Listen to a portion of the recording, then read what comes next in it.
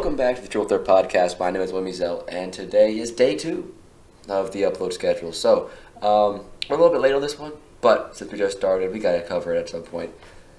Tom Brady retires after 22 seasons in the NFL, and what a 22 years it's been. Let me get your thoughts on it first, because I've got a mixed bag of emotions on this one. Yeah, me too. I'm a Falcons fan. If you don't know, I got my Atlanta United hat, so I'm a big Atlanta fan. Um, so Tom Brady retires as a 7-time. I wish he was 6-time Super Bowl champion. God knows how many time Pro Bowler and first team All Pro. A couple MVPs on his belt.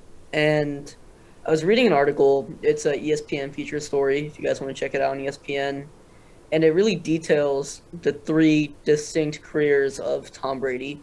So his rise into superstardom.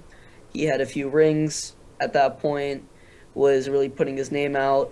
Then there was that phase between 2007 and 2012 where he was just immortal, shattering statistics, just dominating the regular season. Couldn't quite find playoff success. He got upset by teams like the Giants twice, the Jets in the playoffs that one year. And then later on in his career, last couple seasons in New England, you have that phase where he beats Seattle, beats Atlanta, beats LA, loses to Philadelphia, but still makes a Super Bowl. So a lot of playoff success. The team's a little bit better around him, but he has that kind of immortal, what they called it, phase. And so it's really crazy to see that Tom Brady for 22 years has basically had 3 Hall of Fame careers in one. And as much as I really hate to say it, it's like LeBron leaving. It's going to have a massive. More than that, man. I don't know. Because in the NFL landscape, in my opinion, there is not a single player remotely in the stratosphere of Tom Brady. Like, there isn't anyone close. Like, there's Tom Brady, and then there's everybody else. In the NBA, you have at least a couple guys at the top that you can have a conversation about. The NFL, it's not Yeah, even but a conversation. I'm thinking sustained impact. From 2003 to now, LeBron has done his thing. And when you think, if I go to Europe and I ask somebody, hey, name a basketball player. As of, if it's a young person, let's say under the age of 30, they will probably name LeBron James. That's why I give that credit. No, it's fair. It's fair. But back to Brady.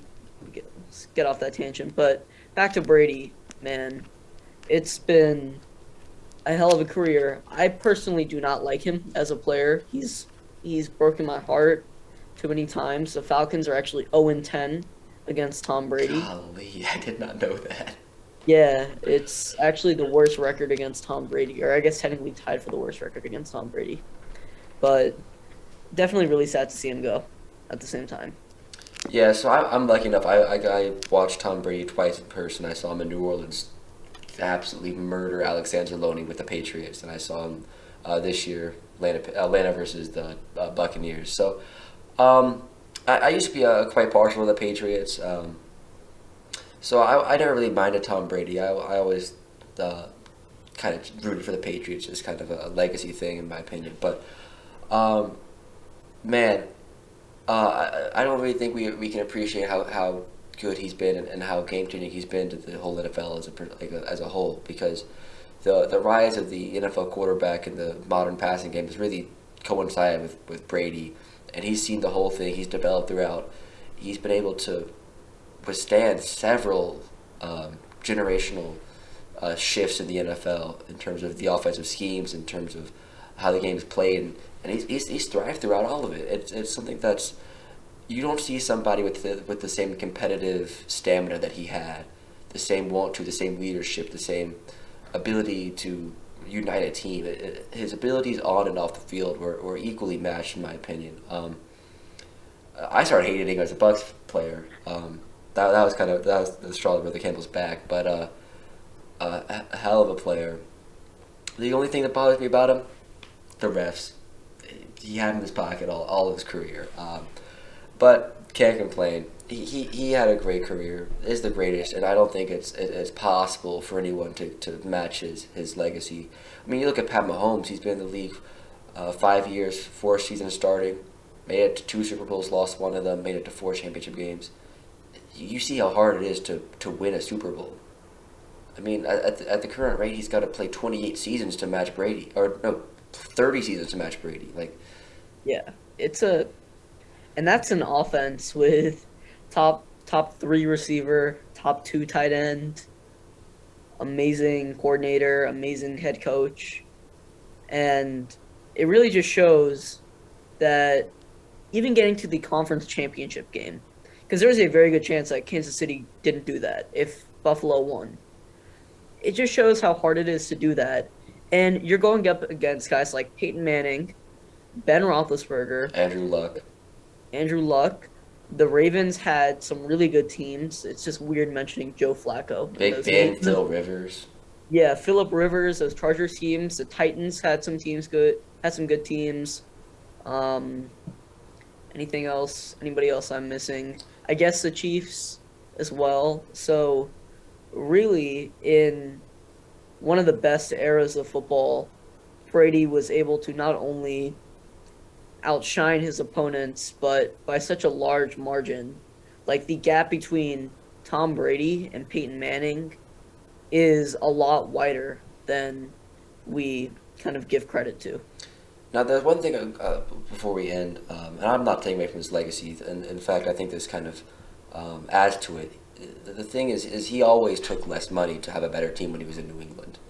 He was always well below the market value of the number one quarterback in the NFL, and he was by far the number one quarterback in the NFL, top three his whole career pretty much until he's probably top 10 with the Bucks this year, but he's been a top 10, top 5 quarterback his whole career, and he always took less. And that allowed teams like the Patriots to, one, now you have a culture where people are taking less money, you have to have a winning culture, and two, you see his competitiveness, and then that results in a better defense. I mean, I think the statistic is Tom Brady in the playoffs has had 11%, 90% of the time has had a top 10 defense. Like, he's always had a great defense around him, and that's a testament to, one, the culture he provides, and two, the salary cap relief that he brings. And sure, it's helped him out a lot.